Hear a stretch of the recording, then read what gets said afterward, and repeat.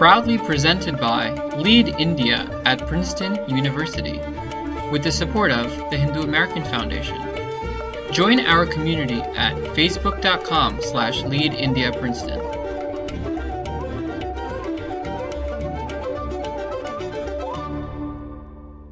I was quite fascinated by the title of the event, Down or Liberated. Whosoever thought of this title clearly demonstrates that he or she or the entire team has a certain understanding of Kashmir, because the story of Kashmir is essentially about this contestation, whether it is free or it's not. Having said that, I think given the faces here, I can tell that lots of Kashmiris are sitting right in front of me, and I will not take the trouble of going or starting from 1947, the history of Kashmir, the contested history of Kashmir starts from. I will straight away go to August 5th, 2019, when the government of India took a major breakthrough decision which nobody expected or anticipated, which was to reorganize the state of Jammu and Kashmir and bifurcate it into two union territories, Jammu and Kashmir Union Territory and Union Territory of Ladakh. The question here is whether the reportage, whether the coverage, whether the narrative, whether the discourse that has been going on about Kashmir since August 5, 2019 is the true reality of Kashmir, whether it really is lockdown Kashmir or free Kashmir, as the two different polarizing narratives have been emerging since August 5th from different quarters, from a very staunch pro-India constituency and then very pro-Pakistani constituency. And my stand today here is that the reality is not black and white about Kashmir. It is grey. Jammu and Kashmir is not what most of you may have read in the newspapers, whether in the Western press or in the Indian press. I was on August 5th in Kashmir because I had a certain inkling that something major was happening, because being in Delhi, following Kashmir for the last 20 years, one gets to know, the pulse of Delhi and the pulse of Kashmir. So I was anticipating something major. I arrived in Srinagar a few hours before the announcement was made. And I know as soon as the announcement was out, I could see a sense of dejection, disillusionment, defeat, and shock and disbelief. It would be completely unfair for any journalist worth his or salt to say that everything was hunky-dory, Kashmiris were happy, there was no protests, everything was normal. I think that would be a blatant lie. That would be a disservice to the profession of journalism if you say that Kashmir was normal. The first impression that I felt in Kashmir that particular day was that people couldn't simply believe that this happened, because the entire valley for the last 70 years had been fed with the narrative that no matter what, there was no power on earth or in New Delhi that could abrogate Article 370. This is the belief of most of the people in Kashmir that even today, in fact, many believe that this is a reversible decision. So therefore, on August 5th till as late as September 15th, when I was there, there has been a certain disbelief about the decision. Having said that, does this disbelief, dejection, disillusionment, defeat translate into Kashmir's demand for secession from India? Does it necessarily translate into Kashmir's sympathy for Pakistan? Does it necessarily translate into demand for pre-1953 position or status of Jammu and Kashmir within the Union of India? I think all these questions are debatable.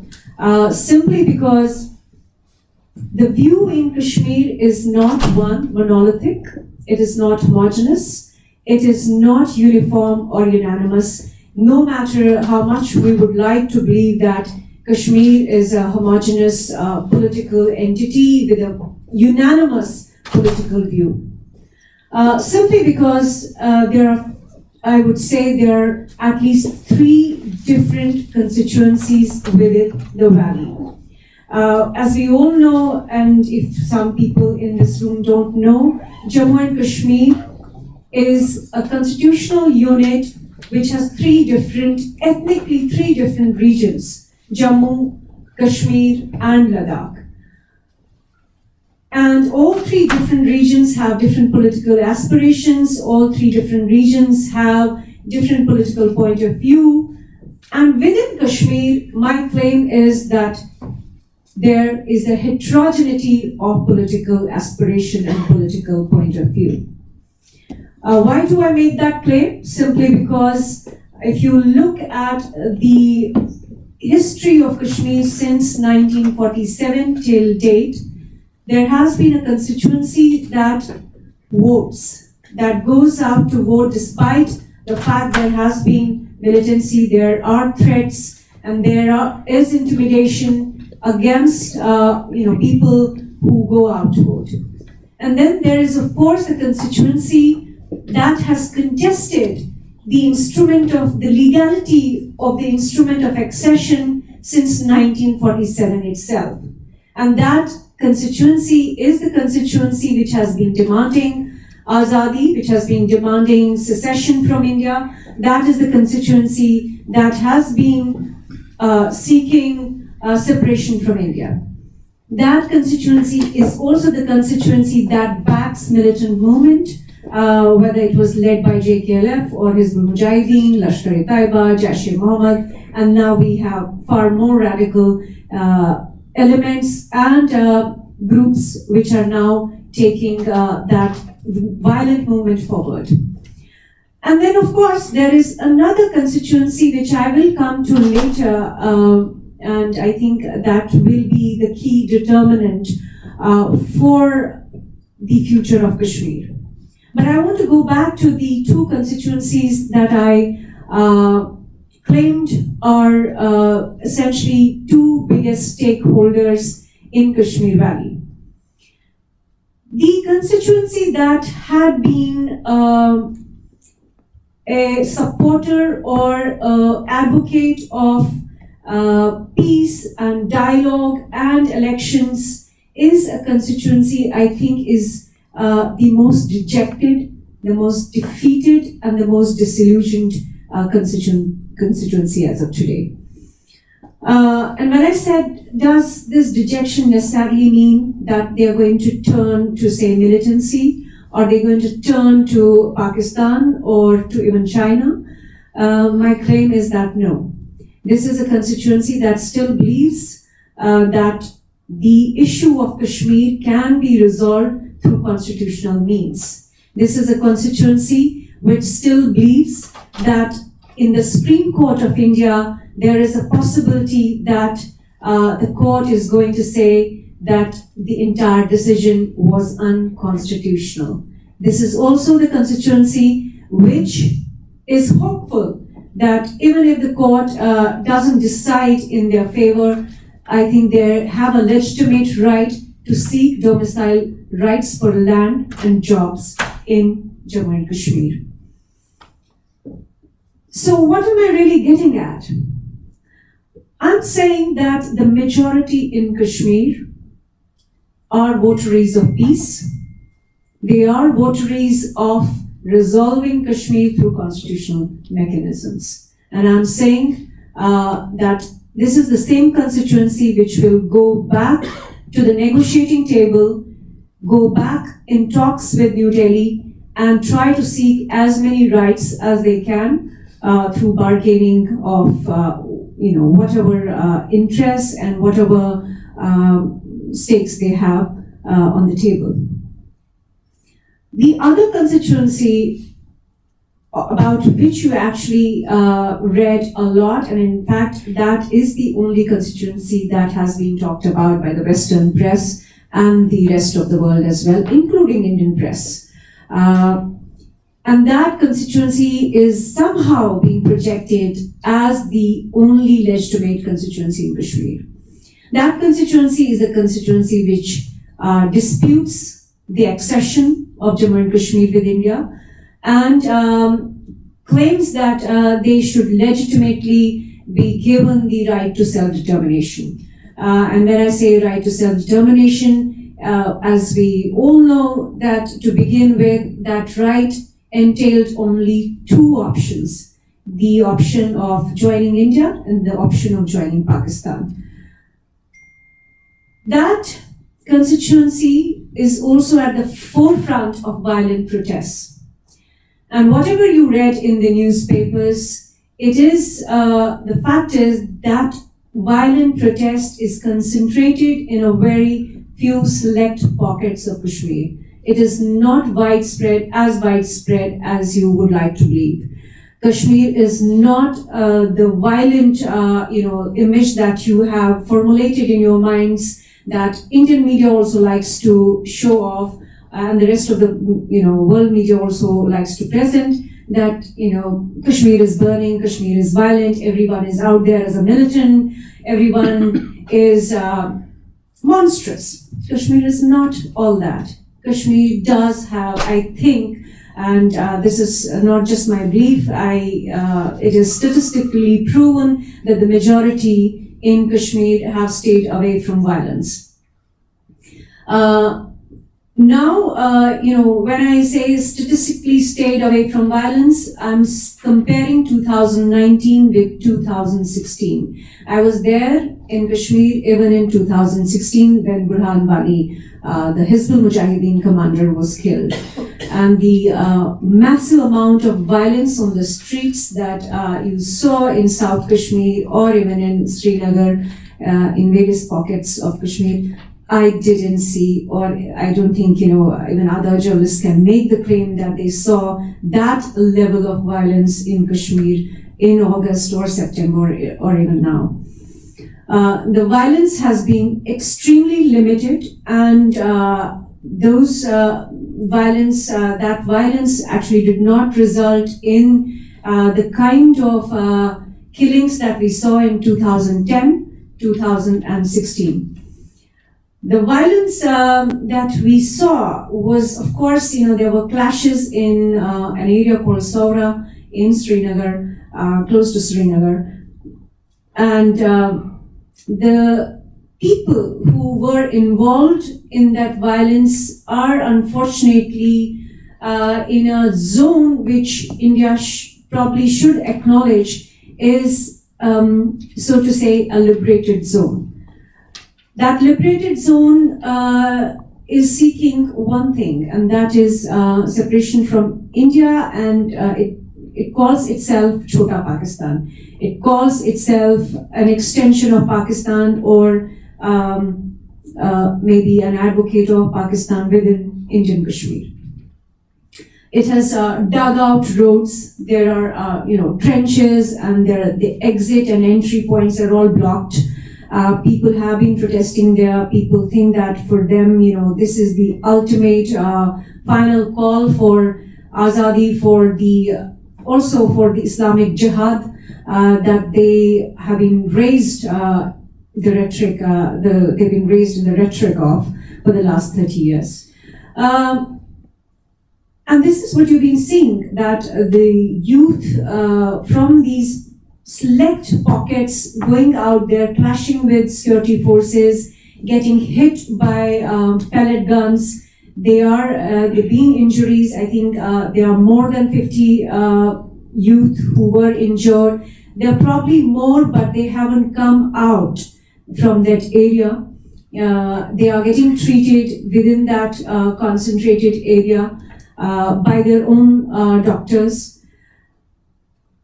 And the conflation, my trouble is all the narrative, all the dominant discourse is that the conflation of the majority of Kashmir, which is peaceful, with this small pocket which is violent and is determined to seek separation from India. There is no convergence of these two groups, these two big sections of society. Simply because violence and non-violence are two opposite strains of human philosophy. They do not converge at any point of time. If you are fundamentally non-violent, you will not become violent. It's as simple as that. So, for these two constituencies to become one, I think India will have to commit the kind of human rights violations that we saw early on in the 90s in Kashmir. And it will be completely unprofessional, unethical to not acknowledge that human rights violations were committed by the Indian security forces in the 90s when the Indian state went out aggressively to repress Pakistan-sponsored militancy. Fortunately, this time we don't have the kind of human rights abuse that we saw in the 90s or even in early 2000s. The security forces over the years have been sanitized, are far more familiar with the local sensibilities, and were also careful in not touching any raw nerves in Kashmir. Now, I told you that there is another constituency in Kashmir which would be the key determinant of the future of Kashmir. That constituency is a constituency which has had the fortune or the privilege to have exposure to the life in big metro cities of India. This is also the constituency which is also a beneficiary of the economic liberalization of India. They have enjoyed the fruits of the education that people of my generation received in the post-economic liberalized India. And they are the ones who are going to stake claim for power in Kashmir. They are the ones who are going to simply seek power sharing arrangement, probably with the political groups who have remained in power in Kashmir for the last 70 years. Whether the people, whether the voters of Kashmir bring them back to power, or whether the voters of Kashmir will bring back this new constituency that has emerged to power remains to be seen. But I think the good thing is that these people are determined to show their faith in electoral democracy. Having said that, I think many of you would be thinking that, I've spoken about all these different groups in Kashmir, different sections of society with different views. Why am I not talking about all the people who have been detained and arrested? Well, on August 5th, I asked lots of people that, are you angry about all these mainstream politicians who have been detained? There was complete unanimity in Kashmir over this. Nobody was unhappy about their detention. Every single Kashmiri person I spoke to said they were rather happy that these people who sold their blood, who did politics on their blood, who made wealth and who made big bungalows and mansions and sent their kids abroad for studies and sold Kashmir for their own personal interests. They would rather see them in jails for the rest of their lives. So, what am I saying? I'm saying the mainstream as of today is the most discredited constituency and the most discredited political formulation in Kashmir as of today, much more than I would say separatists. I think there was already a certain disillusionment with the separatists ever since, I would say, in the last 10 years, ever since it became a public knowledge how separatists were allied with both Pakistan and India and taking money from both sides and making hay while the sun shone. The expectation was PDP or the National Conference, both of whom have at different points of time sold huge dreams to the people of Kashmir. They turned out to be the biggest letdown. PDP, which came to power with the help of Jamaat-e-Islami cadre in Kashmir, sold the dream of self-rule. National Conference, for example, in the last 70 years has been talking about autonomy, has been talking about 1953 position. And none of that has come true. What has really happened is that not only was National Conference and PDP proven to be wrong, but the government of India was able to revoke special status of Jammu and Kashmir within 5 minutes. That was the common refrain in Kashmir throughout these 2 months, that it didn't take New Delhi even 5 minutes to do it. So given this situation, I don't think anyone in Kashmir will come out to protest for the mainstream politicians who have been detained. Then there are almost, I would say that I think over 100 people have been detained under Public Safety Act. Public Safety Act, as you would know, is not something that's new. Hundreds of people have been detained under this act who were involved in militancy, who were involved in rioting and mob violence. And this time, I think compared to 2016, it is considerably low that over 100 people have been detained under PSA and arrested and sent to different jails, both inside and outside Jammu and Kashmir. So now we come to, I spoke about politics, I spoke about detentions, I also spoke about victims who've been injured by pellets. Does Article 370 really benefit Jammu and Kashmir, or is Article 370 or was Article 370 just a sugar pill? And my contestation is that Article 370 has been a mere lip service, a mere sugar pill that was handed out by the mainstream politicians to Kashmir, because Kashmiri politicians themselves, throughout from 1952, the Delhi Agreement that Sheikh Abdullah and Nehru agreed on, was itself erosion of Article 370. Article 370's conditions were that Delhi would have limited power on Jammu and Kashmir, and its powers would be restricted only in 3 areas. Delhi has from 1947 to 2019 come a long way on 370. Essentially, 370 was rendered toothless because the only power it had really in terms of like tangible action or execution was the domicile rights on land and employment.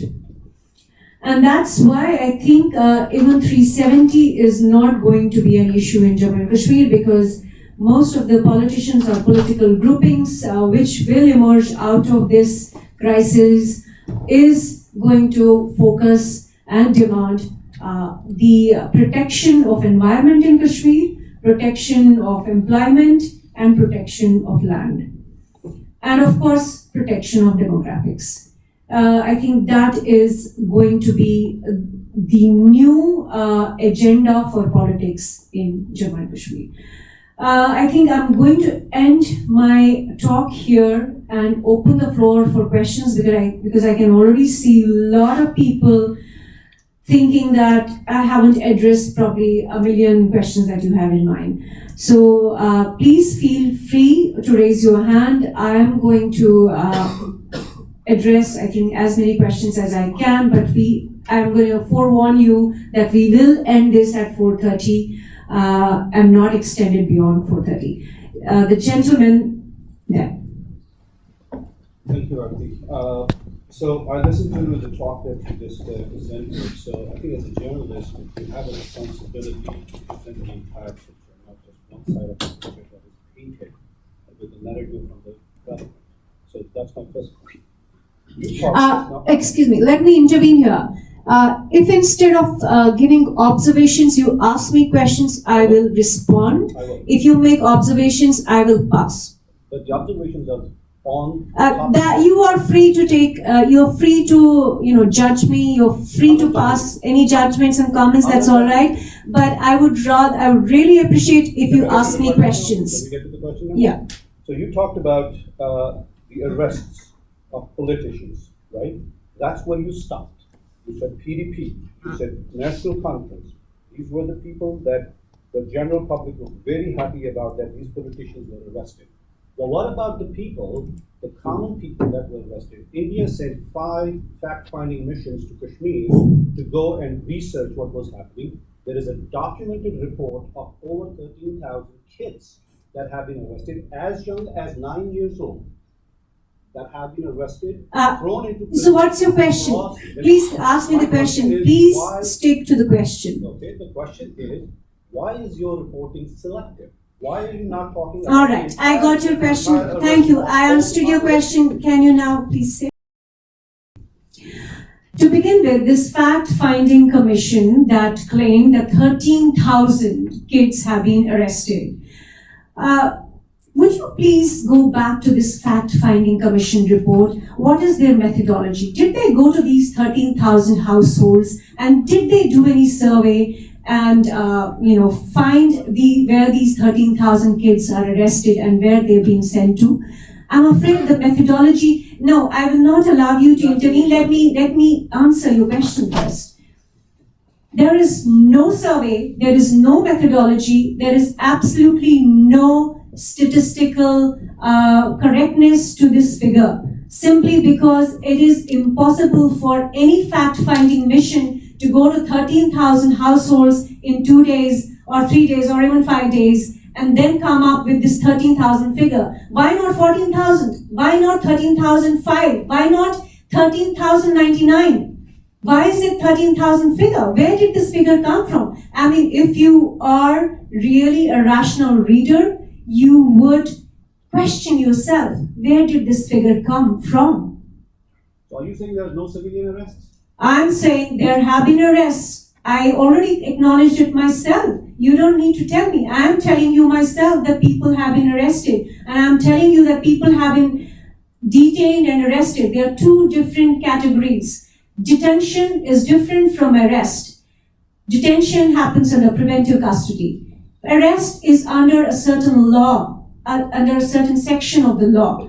PSA has been applied. There are people who have been arrested and sent to jails, not only in J&K, but outside J&K as well. That's my claim as a reporter, and it can't get fairer than this. Have you reported on the arrest of minors? I have arrested, sorry. I have reported on arrests, I have reported on detentions. If you do not believe me, please go and Google. I have said this. I have said that there are detentions and arrests. When I say detentions, minors are not arrested. Minors have not been arrested. You show me one case of an arrest, you give me data, you give me documents, and you give me proof of minors having been arrested under PSA, I will acknowledge publicly that I failed in my profession as a You journalist. have. I'll give you 2 of the minors. Please give me there has to be some moderation here because it's going to be one-on-one confrontation, which I do Guys. not want. Yeah. Just really quickly intervening as the organizer of the event, I want to make sure that we get to all the questions. So I want to make sure that we're able to give everybody an No, but opportunity. how can you Please, say like that's this not when a you are question. He- That's not a question. We allow the really long back and No, you cannot get away. No, we're I not think- getting. Yeah. Parth, you're in Yeah, charge. Parth. You're in Guys, charge. Guys, He should be please. He's to be replied. Gu- He is entitled to be Excuse me, replied. sir, excuse me. We organized this event, right? The student organization Lead India organized this event. We all came here. We're holding a question and answer session that's Absolutely over an correct. hour You're right. long We take- with all of you. So we need to be able to get to all of your questions. That's right. We Exactly. understand that there are going to be disagreements. Absolutely. We understand that there are going to be a variety of perspectives.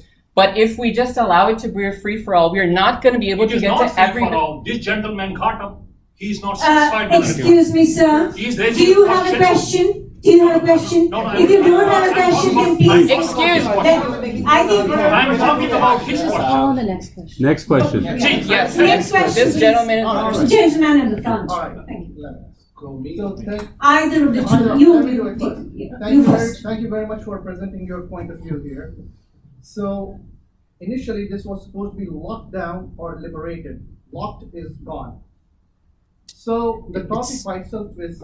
Can I just say this is As I said, if you can please No, no, I'm restrict yourself to the question and not give your opinions and comments. So- You're free to go on my social media, Twitter line, media, Facebook, anywhere else and Can I pass just on comment on comments, this? and that will be Because completely this, okay. the for poster now. is a different dimension. When you put it on PowerPoint, it literally gets cropped.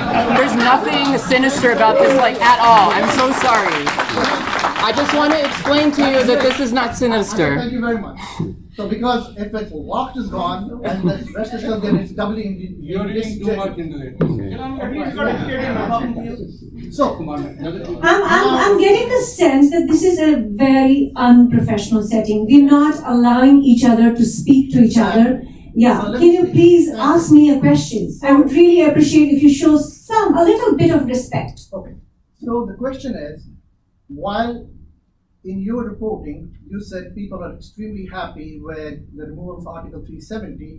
Sorry, I have to intervene. I said unhappy. right here in this room as well that people have been unhappy, disillusioned, dejected, defeated, and have been in disbelief. Please pay attention to what I I'm said. paying absolute attention because this is from your reporting. This is not- My reporting as well. Please go back to my first day's reporting. If you have not read it carefully and slowly. So how can This was we- your opening statement that people have. Excuse me, he is asking the question right now. That's what I'm saying, that this is a very unprofessional setting. There is no sense of respect. Please show some respect. Yeah. Thank you very much.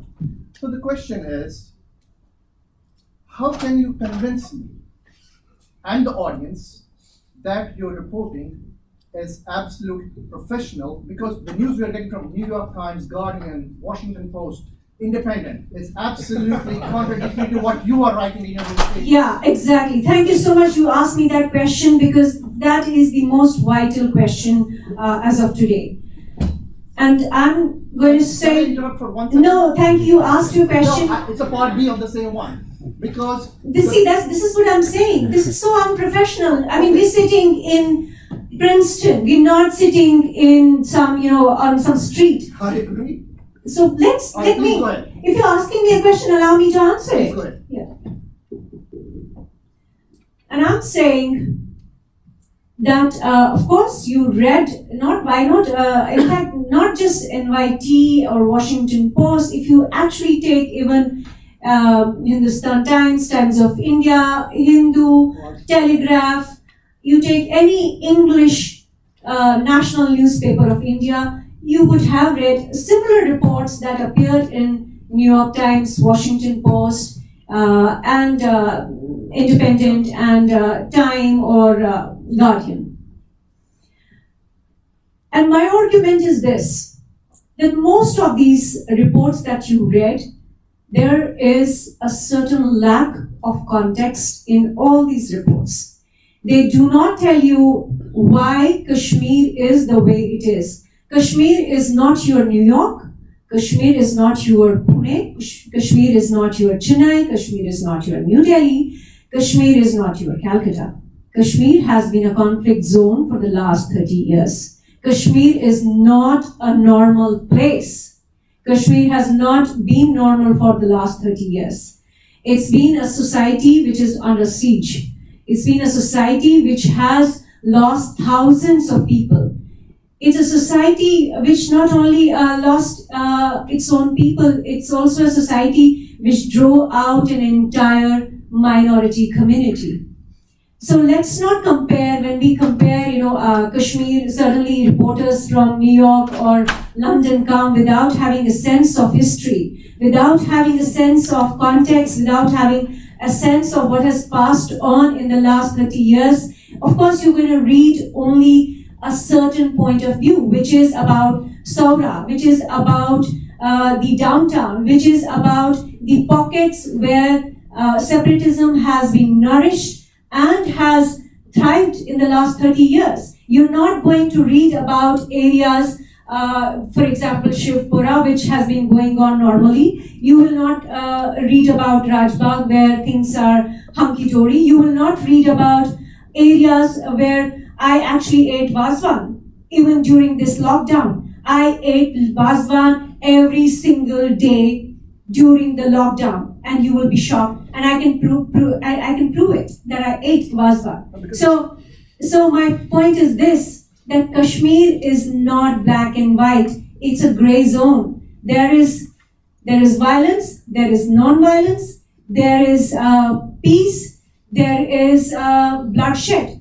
So you cannot bracket Kashmir into one single slice of reality that NYT or Washington Post has been showing you. That is, I think, unethical journalism, and that is journalism without context and nuance. Okay, let's go to the next question. This student. Hi. So you said that the number of reported instances of violence between 2016 and 2019 have been very different, and I think, at least from my observation, it's because of the highly militarized and military presence in the region right now. So what do you expect to happen once, those military impositions and curfew are lifted? So this is again a myth that Kashmir has suddenly become highly militarized. Kashmir hasn't become militarized in 2019. Kashmir became militarized in 1990. Kashmir became militarized when the first wave of militancy broke out in Kashmir. That was 89-90. It's not for the first time that there have been soldiers on the ground. It's not for the first time that you have CRP, the paramilitary, dealing with stone pelters or rioters. We have had spate of violent episodes starting from 2008, 9, 10, 16, and this time actually, fortunately, I would say there have been no body bags. And the only violence that has really happened is the militant violence. A 65-year-old shopkeeper was shot dead simply because he dared to open his shop. Do you understand the kind of violence that has been perpetrated against people who want some normalcy? No, you will not acknowledge that. That's not what NYT will acknowledge. Washington Post will not acknowledge that there was a family of 4 who were shot at simply because they wanted to resume their normal life. This happened after August 5th. There have been Jaish-e-Mohammed, Hizbul Mujahideen and Lashkar-e-Taiba posters pasted across Valley asking people not to resume a normal life. There are people in Kashmir, in cities and towns who have shared with me how boys who are sort of nameless, faceless, covered in masks coming to them and asking them to shut down their shops. So now the question that you asked, that in a militarized zone, you have heavy presence of security forces. Of course, there will be no violence. Well, the forces were there even in 2016, but then we did see massive violence. How did that happen? We had paramilitary in every single district patrolling day and night in 2016, and yet almost 90 civilians were killed. How did that happen? How is it that this time there hasn't been that kind of violence? Well, I'll tell you the reason. The reason is that the kingpins who used to mobilize youth, who used to get youth killed, have been detained or arrested. Next question. You mentioned about the 1989-90, driving out the whole community. I'm part of that as well. Thank you. So there's a lot of us here who have been part of that era where my own Muslim friends who were very sympathetic to me, they were terrified by militancy as well. So when we are talking about now solving Kashmir issue, how do we protect the demographics of Kashmir, which includes the integral part is Kashmiri Pandits? So how do we protect that? How do we protect the demographics which has been already changed by the militancy? That is a valid question, that how do you restore the demographics that was lost in 1990 because of the exodus of Pandits. I'm afraid I'm a bit pessimistic about that. I don't think restoration of that demographics is going to be easy. Simply because militant violence is going to remain a problem, simply because Pakistan is going to continue with its policy of Islamic jihad and infiltration and cross-border terror.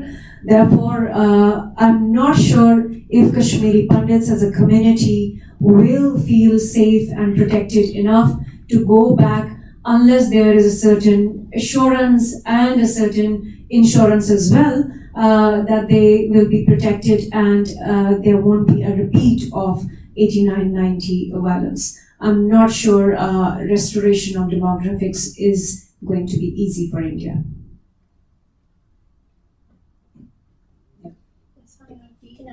As a behavioral health specialist, I'm really concerned about the psychological health. Speak louder. As a behavioral health specialist, I'm really concerned about the psychological health of children and adults equally. As a journalist, how can you reassure those thousands of moms who are really concerned about the future of their children, irrespective of whatever faith they're from, who are actually really worried? For 3 months, the children have been sitting at home with absolute no internet connection, inability to go to school, unable to do homework.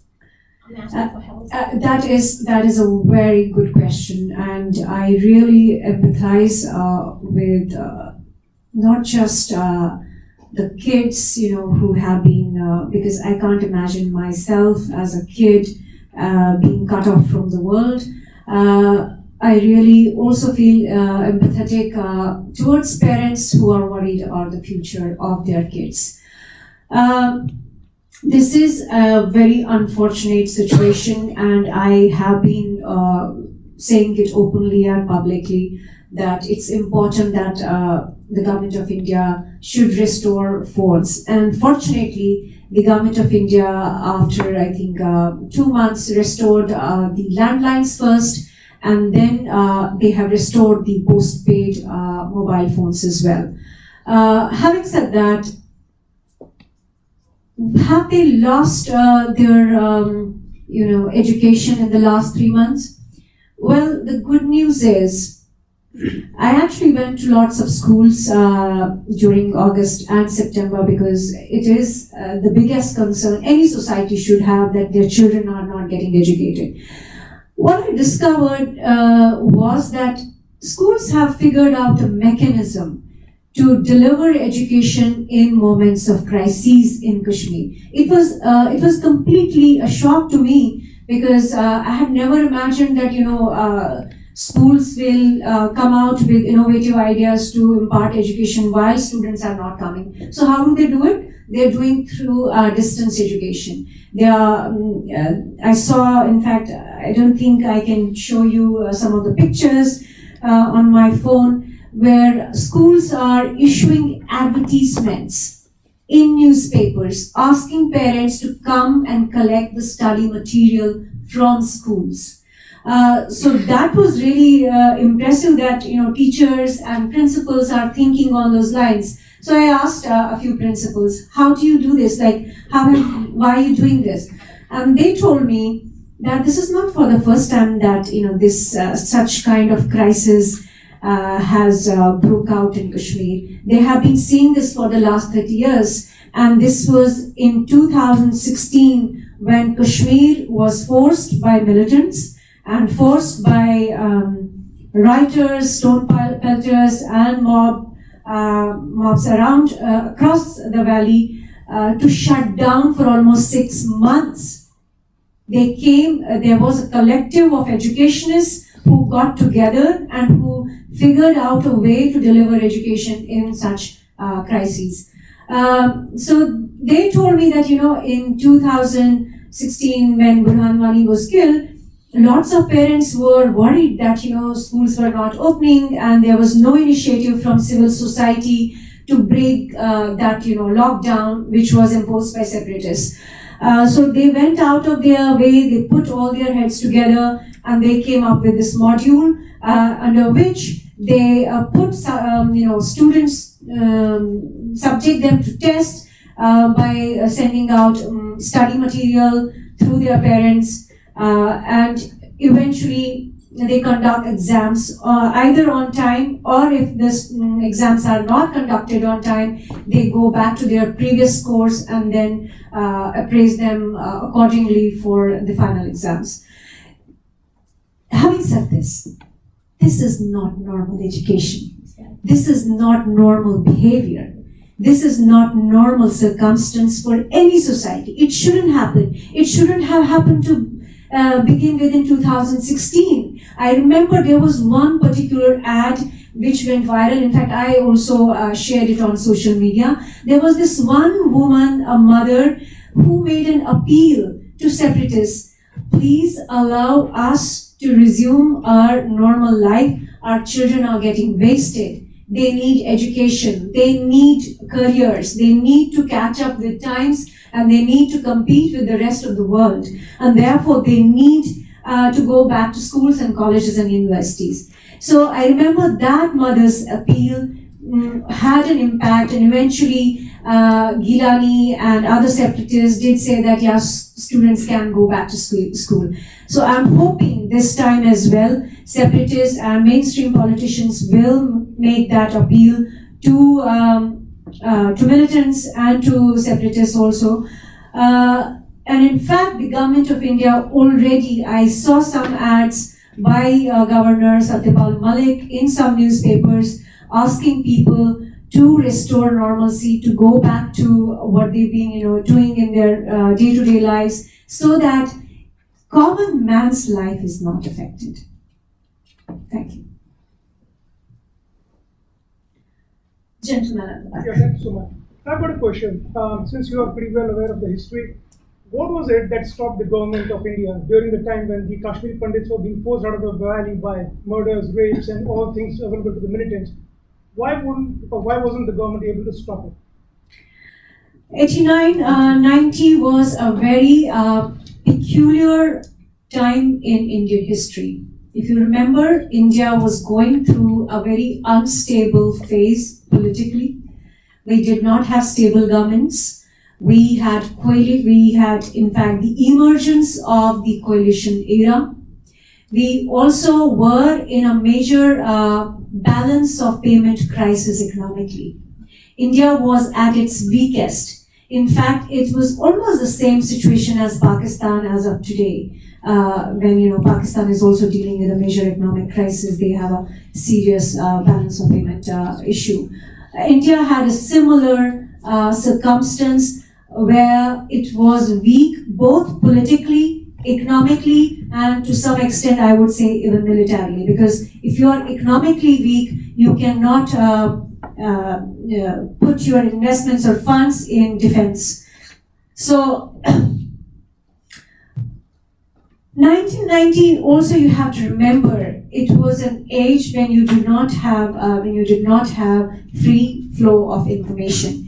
We were still, this was still pre-economic liberalization. This was still before the mushrooming of private channels, news channels we had later. And this was also the time when India's allies in the world were very few. India was not close to the US. India did not have the same kind of support that it has today in the world. India is recognized as a power in Europe, in America. At that point, India was just a third world country. In fact, it was seen as a wasted basket, and not many players in the world had any faith or hope that India can actually pull itself out of that economic crisis. But more than that, I think the biggest problem in 89-90 was that under the VP Singh government, our Home Minister was, Union Home Minister was Mufti Muhammad Saeed. And I think the biggest mistake that government of India made at that point was it capitulated to the pressure and to the demands of JKLF and to the demands of other militants as well. In the case of the famous case of Rubia Saeed's kidnapping. When Rubia Saeed was kidnapped, there was a demand for exchange of militants. And the government of India thoughtlessly actually capitulated to the demands.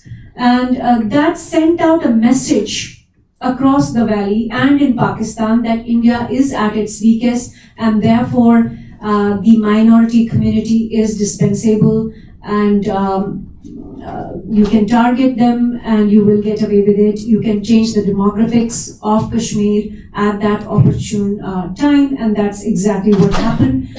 The government of India was clueless. It didn't act on the intelligence it had, and nobody did anything about the exodus of Pandits. Thanks. This gentleman here. Thank you. A quick comment and then I'll come to the question. I would have rather appreciated if this presentation was more data-driven than just articulation. That would have been much nicer for us. The main question is that tomorrow if government of India knocks on your door and asks you that, could it provide us a brief roadmap to figure out this problem, not the immediate problem of removal of Article 370 or something, but the bigger issue, how Kashmir, the bigger problem of Kashmir keeping in view, going back to the main point of inclusion and diversity, while that is integrated, but at the same time, how do we figure out this problem? The question is, what is the problem?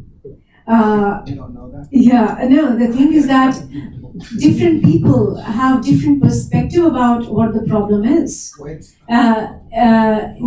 let me answer this. In Kashmir, as I said, there is no homogeneity of views. People don't think that it is a uniform, issue. People think that there are complexities, there are layers of complexities which need to be addressed. For example, as I said, there has been a separatist constituency in Kashmir. For them, the only solution is separation of Jammu and Kashmir from India. For them, it is about Muslim identity.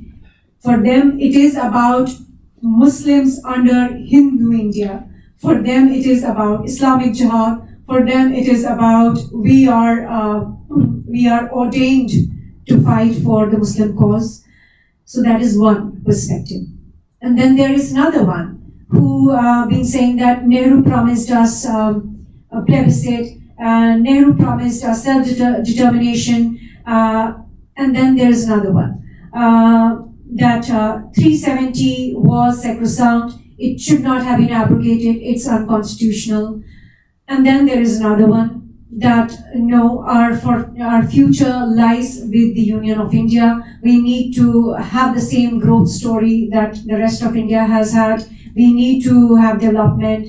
We need to have malls and theaters and cinemas and bars like the rest of India.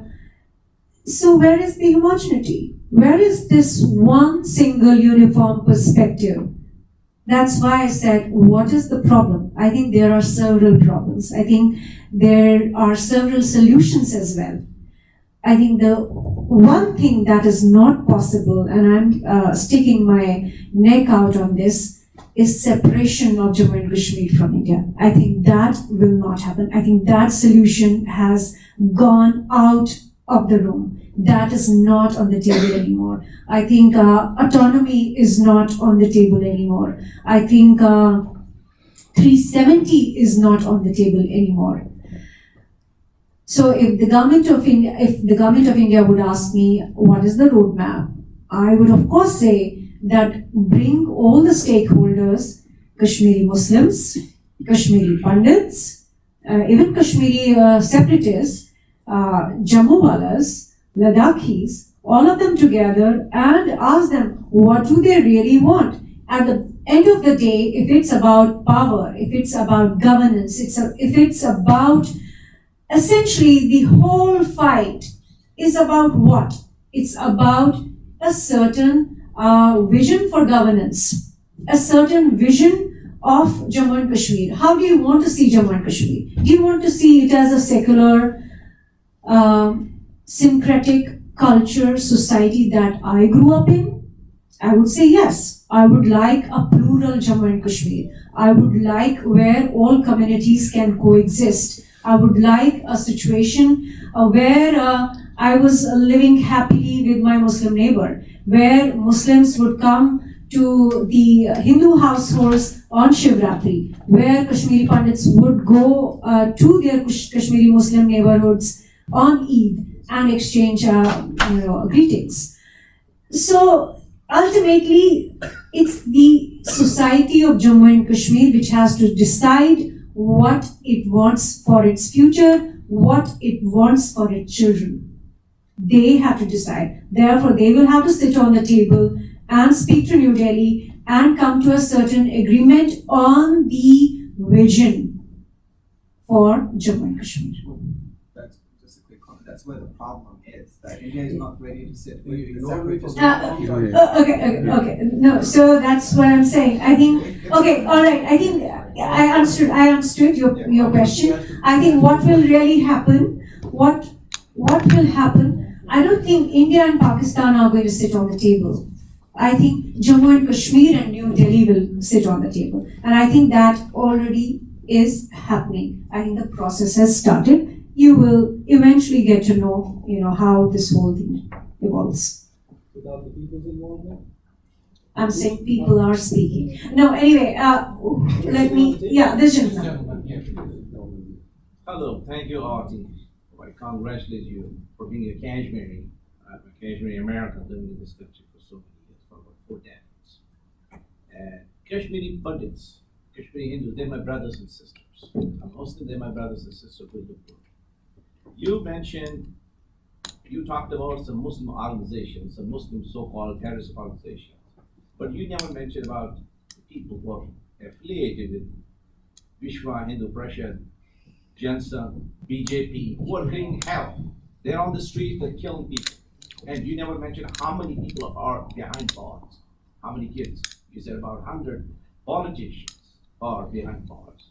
But you never mentioned how many regular, ordinary people are behind bars. Wouldn't it be fair to mention that? Also, wouldn't it be fair, the neo-Nazi Indian government? What is your question, sir? What's your question? No, what's your question? Guys, let him speak, let him ask his question. Is it fair for you to not mention those organizations? Would it be fair to see what people are going All right, I answered your question. Thank you so much. I would definitely mention cow vigilantes.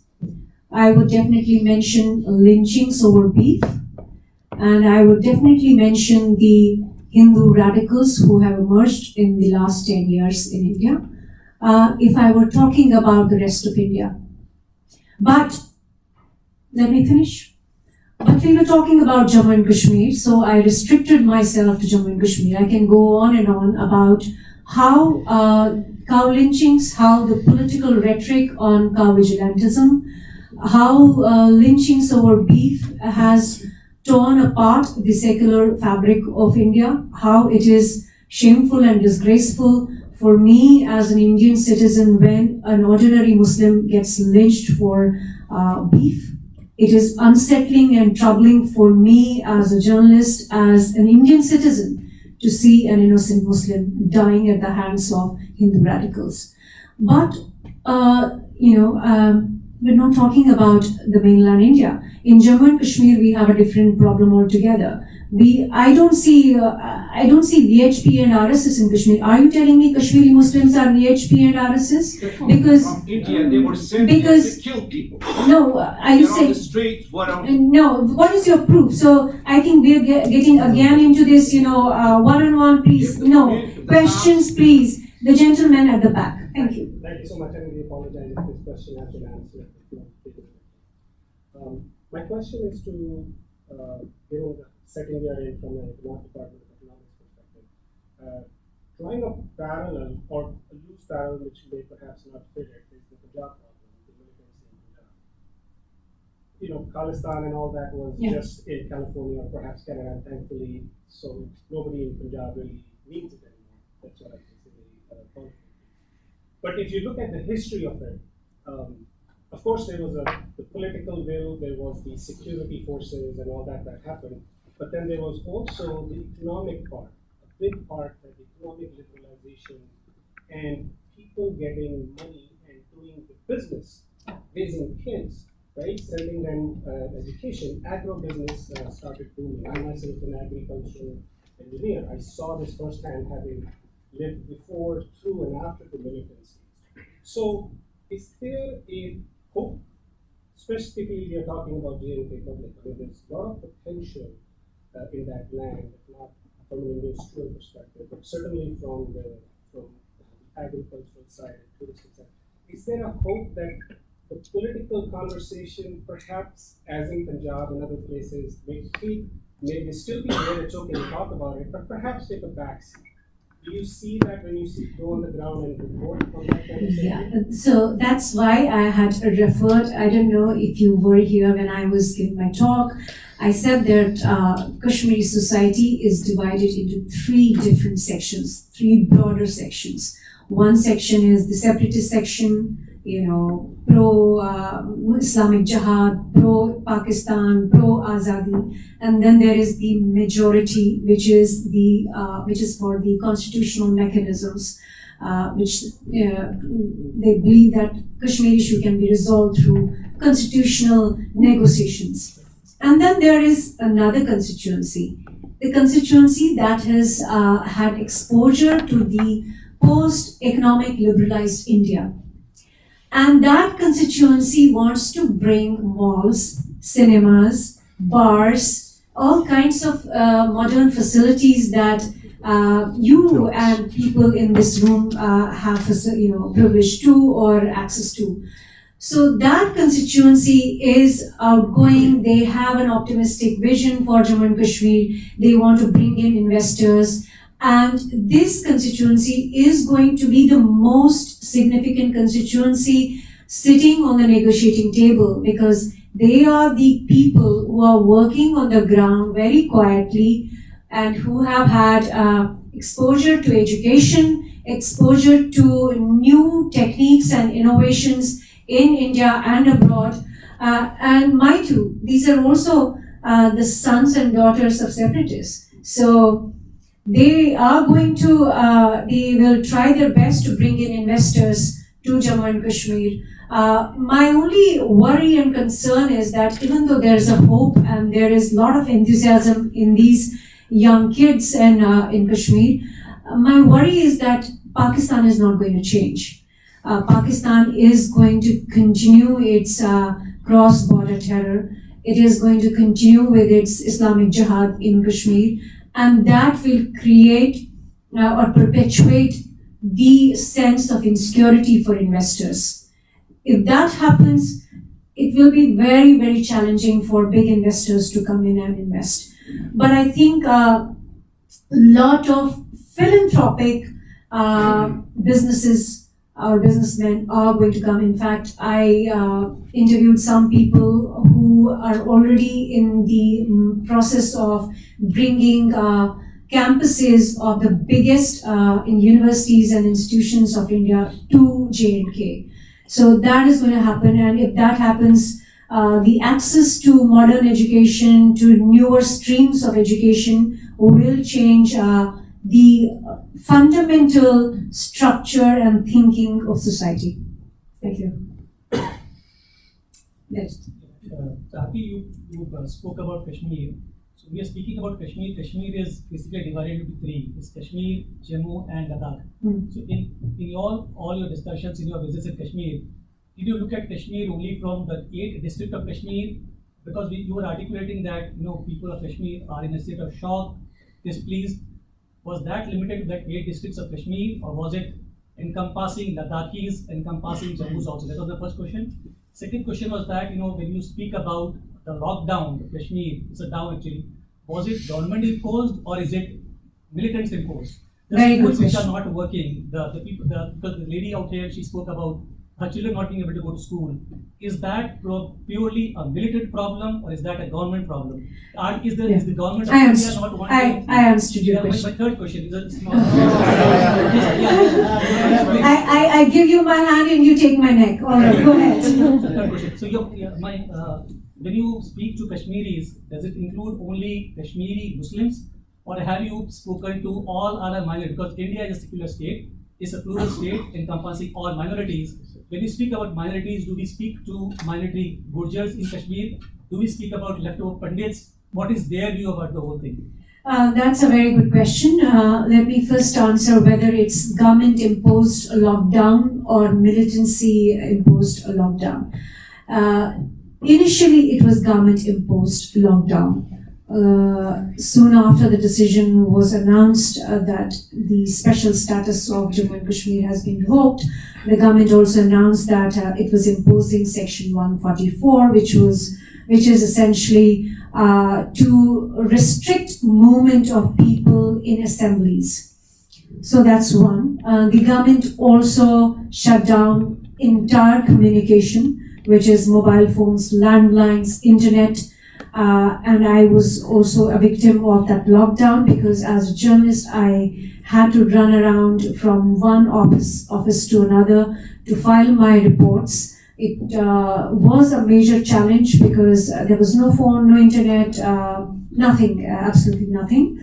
And for first 2 weeks, I would say the inconvenience was not limited to common people. It was also extended to people of privilege, including media.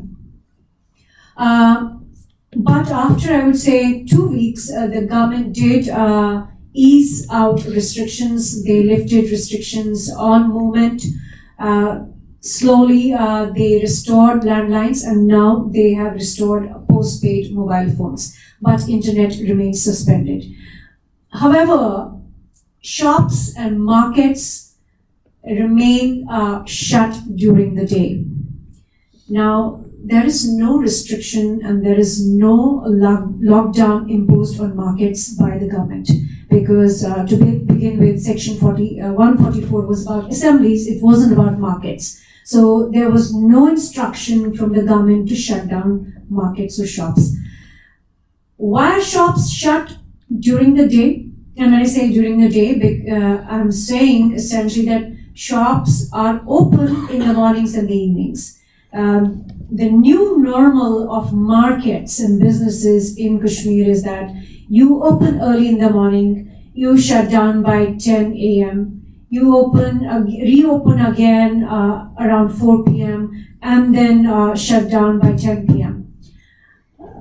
And in a way, you're creating an optics during the day when the cameras are out, when journalists like me are running around, all we see is Kashmir is shut down.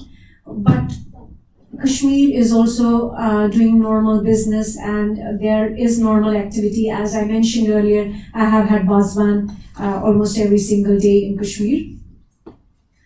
Because shops are either running through back door or half shut, half open. The shopkeepers are out on the streets. If you are a customer, you are most welcome. They will let you in, open the shutters, and you can buy whatever you want. Why is this happening?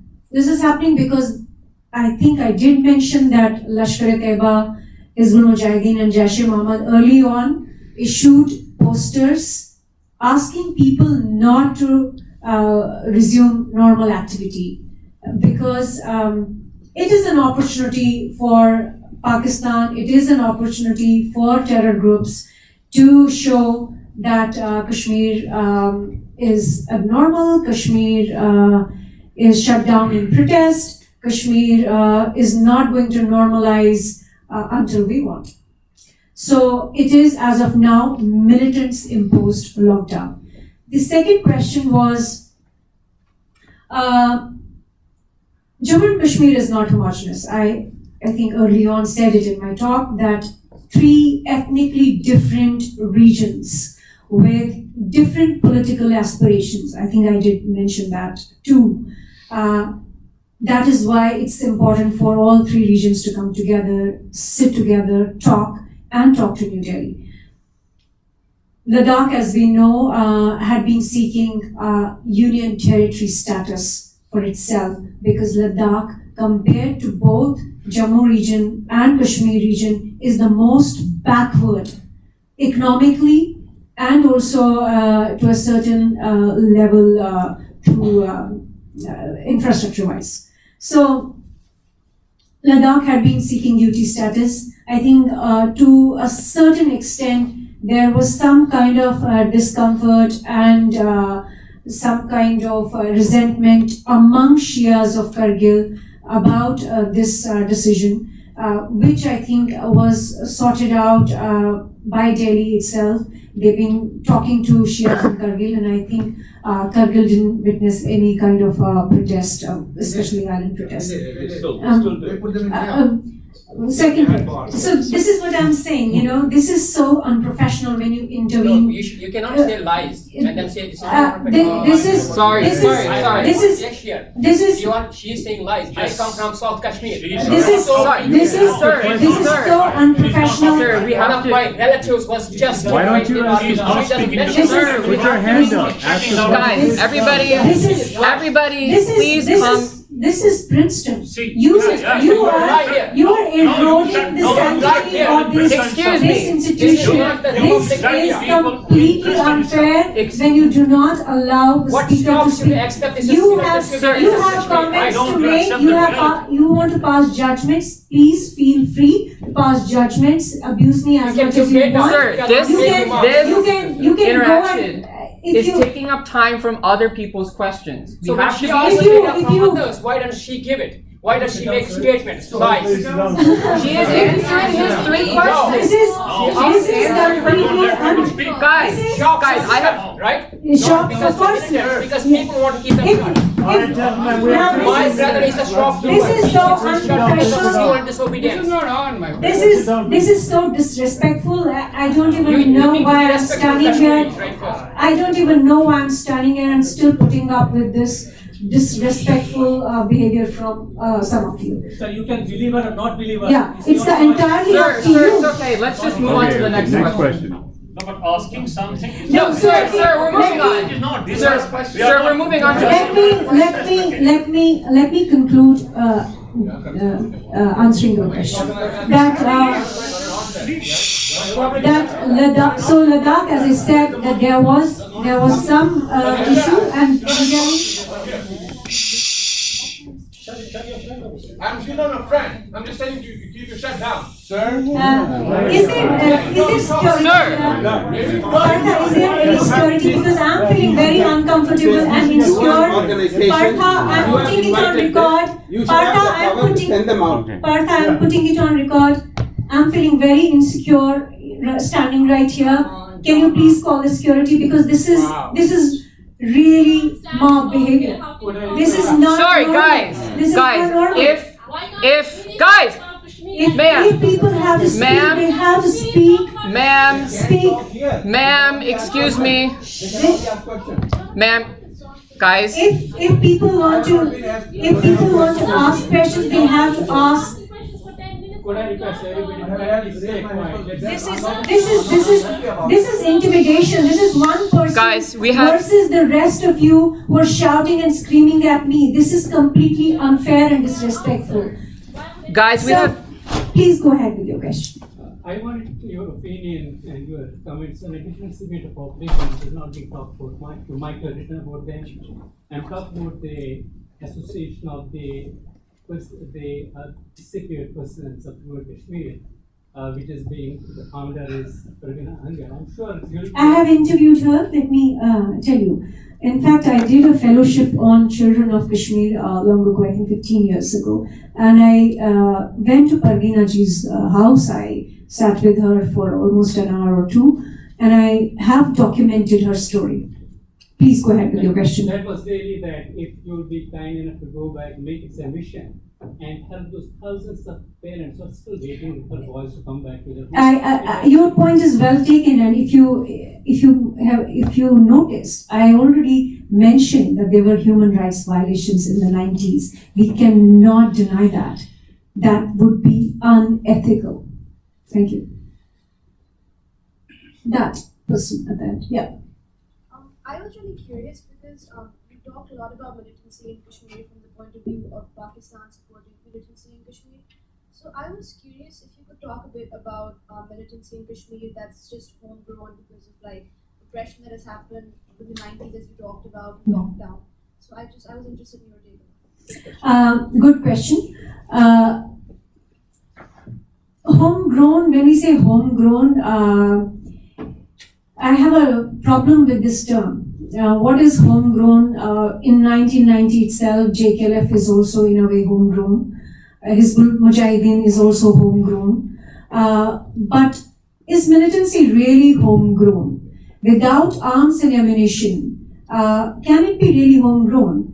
If you do not have the power of the barrel of the gun, can you really call yourself completely independent? I don't think it can be called independent, simply because if you have read any political theory or any of the theories on how violence is never independent violence, it is always mobilized, it is always backed or supported by some group or the other.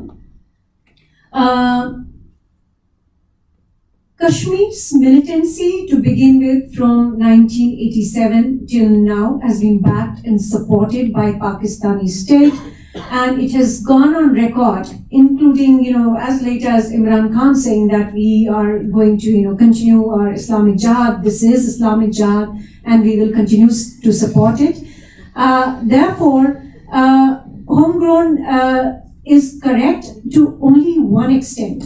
That post-1990 generation, which grew up in violence and which experienced human rights violations at the hands of the Indian security forces, of course, were outraged and are outraged, and probably some of them or many of them were pushed by those human rights violations to the realm of militancy, where they felt that this is the only solution and this is the only way they can avenge their hurt and humiliation and suffering through these decades of violence. But to say that this is purely homegrown, I think that is a misperception and a myth, because without arms and ammunition, no militant movement can call itself a militant movement. And if you are a militant movement backed by a state, it is not entirely homegrown. Sir. Hi, Aarti. I share your vision of a secular India. Question for you is, how do you reconcile the fact that, for example, Manmohan Singh's government did not abrogate 370, whereas Modi's government, which is more, it seems to me, more driven by religious dogma, did? And that, I think, parlays into the concerns that a lot of indigenous Kashmiris have about, ethnic cleansing and all that other sort of thing. Just wondering your. I was hoping that somebody should ask this question because this is a vital question. And the answer to this question is that Article 370 has been not really abrogated technically. As of today, the state has been reorganized and bifurcated, and thus 370 has been invalidated. But let me not get into technicality because this matter is in the Supreme Court and the court will take a decision whether it was legal, whether it was illegal, constitutional or unconstitutional. Let me go to the question that you asked, that why did BJP abrogate and why didn't Manmohan Singh abrogate? The fact is, Article 370 was eroded by the Congress. Article 370 was eroded through decades by the Congress party. It was Nehru who initiated erosion of Article 370. It was Pandit Nehru who said that eventually Article 370 will go, it will die its own death. It's recorded. Therefore, to say that it's just BJP and it's not Congress, I think that's unfair to history. That's unfair to my own profession and as a student of politics and history, because most of the erosion happened during the Congress, governments. And 370, as I said earlier, the only teeth 370 was left with was actually 35A. Which is essentially pertains to the permanent residency laws, which also affected women who married outside Jammu and Kashmir. For example, I am married to a non-state subject, and until 2002, if I'm, any woman of Jammu and Kashmir, if she married outside the state, she was invalidated as a citizen of Jammu and Kashmir by the permanent residency laws, which were enshrined in 35A of the Indian Constitution and the permanent residency laws in the J&K Constitution. So, in 2002, Jammu and Kashmir High Court, they realized that there is a serious gender discrimination. It is creating a sense, not just a sense of hurt and humiliation, but real tangible issues for women who wanted to, if they married to people outside the state and wanted to come back and settle down in Jammu and Kashmir, they couldn't. So in 2002, they reversed that, you could say that they fixed that anomaly of gender discrimination, but only partly. So as of August 4th, 2019, the women of Jammu and Kashmir married outside J&K to non-state subjects, they could not pass on their inheritance to their children because their children were not seen as the citizens of Jammu and Kashmir. So 35A was already in the Supreme Court when the BJP made this decision on August 5th. 35A was contested by many women like me who had married non-state subjects and were seeking equal rights based on the fundamental right to equality in the Indian Constitution. So your question that, it's just BJP, that's completely wrong. Thank you.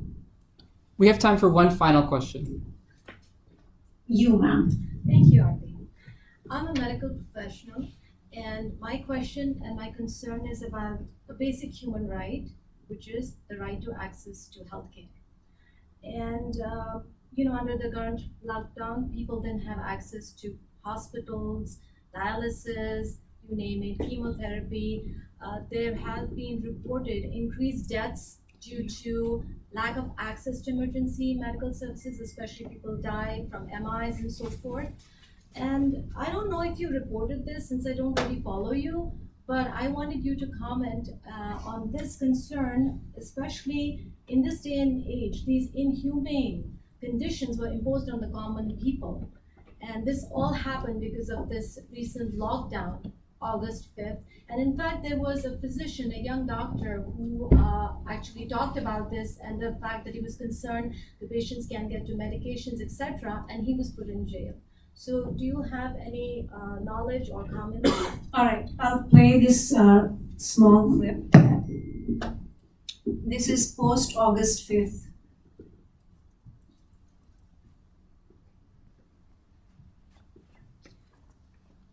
I went to all three hospitals in Srinagar, where most of the patients across the valley go to.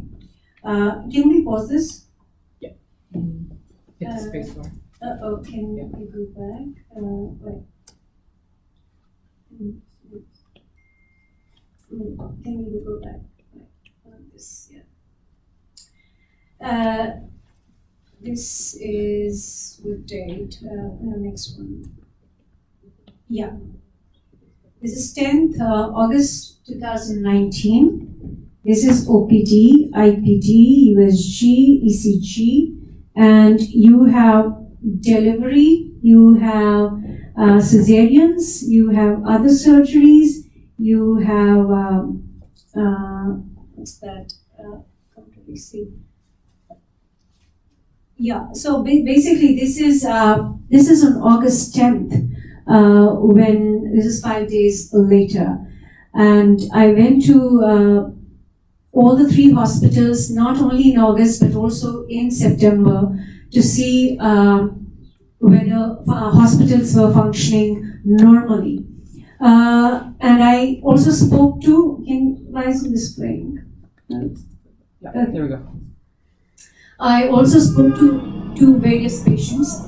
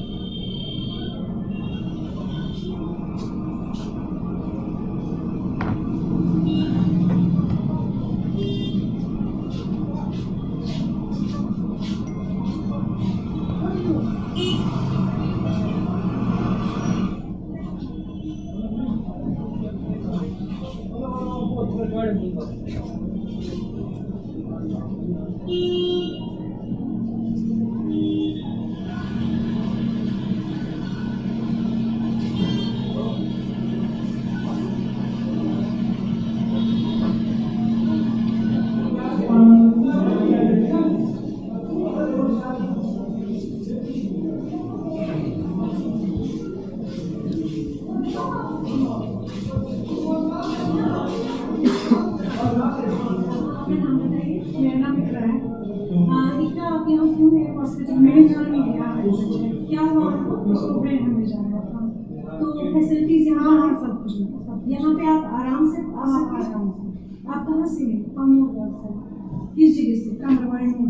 तो वहाँ से कैसे आए? हम गाड़ी में आए, अपनी गाड़ी में आए। अच्छा, एम्बुलेंस यहाँ पे मिला? हाँ, हम आपको मतलब फिर आप अपनी गाड़ी से? हाँ, अपनी गाड़ी में। तो अभी फिर डॉक्टर से मेरे हाँ नहीं अभी कोई नहीं था, सुबह तक थे। अच्छा, सुबह तक थे। तो अभी आपकी नानी की कंडीशन हाँ बेटर है, मतलब नॉर्मल था, स्मूथ था, कुछ प्रॉब्लम नहीं है? नहीं, अभी कुछ नहीं, नॉर्मल। अपना नाम बताइए। शायदा। शायदा, आप कहाँ से हैं? कुपवारा से। कुपवारा, आप कुपवारा से हैं, तो कुपवारा से आप इस हॉस्पिटल में कैसे आए? बच्चा बीमार। कब आए आप? कैसे आए आप? नहीं, मतलब किस तरह? ट्रैफिक तो नहीं चल रहा है? नहीं, अपनी गाड़ी से आए। तो यहाँ पे आपको बड़ी मुश्किल से आई थी वो रास्ता, मतलब बड़ी मुश्किल से आया। कुपवारा से अपनी गाड़ी, बच्चा बीमार था, बहुत मुश्किल से आया। अच्छा, तो यहाँ पर फैसिलिटीज बराबर से है? जी, फैसिलिटी यहाँ बराबर। देखिए जहाँ का हालात और वक़ात का ताल्लुक है, तो हम अपने डॉक्टर साहिबान के बड़े मशहूर हैं। जबकि हम घरों में बैठे हैं, हालात इतने संगीन हैं, तो ये जितना भी अमला है, हमारा मेडिकल अमला है, नर्सिंग सर से लेकर हमारे HOD तक, तो हम इनके बड़े शुक्रगुजार हैं कि इन हालात में ये इन्होंने हमारी खिदमत की, जिसका हम उनका तारीफ शुक्रिया अदा करते हैं। बाकी के हालात नहीं, वो तो रहने दीजिए, मुझे सिर्फ इतना ही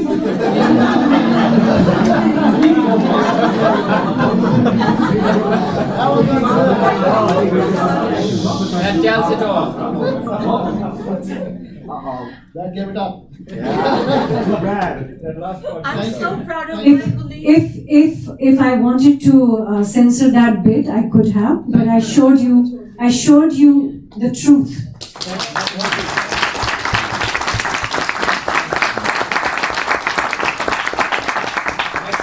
So to answer your question, that I went to all 3 hospitals. I spoke to not just doctors, I spoke not only to pharmacies, but to patients as well. And invariably, patients said that they came in their own cars. And that's, I would say, you have to acknowledge that it wasn't easy for patients to come to the hospital. But one thing which I really want to mention here, I know I have passed my time, and in fact I told Partha I'm not going to spend even 1 more minute after 4:30, but I will end my conversation here on this note.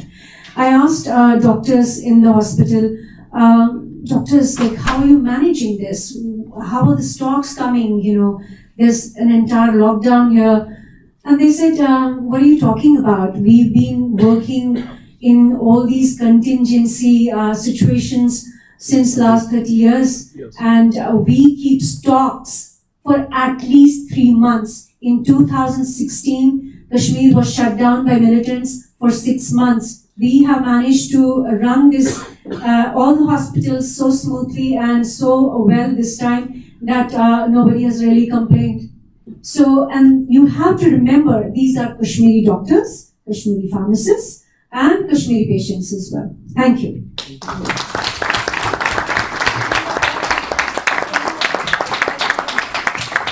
Thank you everybody for coming to our event and attending. Thank you to Aarti ji for coming to Princeton and presenting in front of all of you. And taking some very hard and tough questions. And thank you for answering. Thank you. Thanks.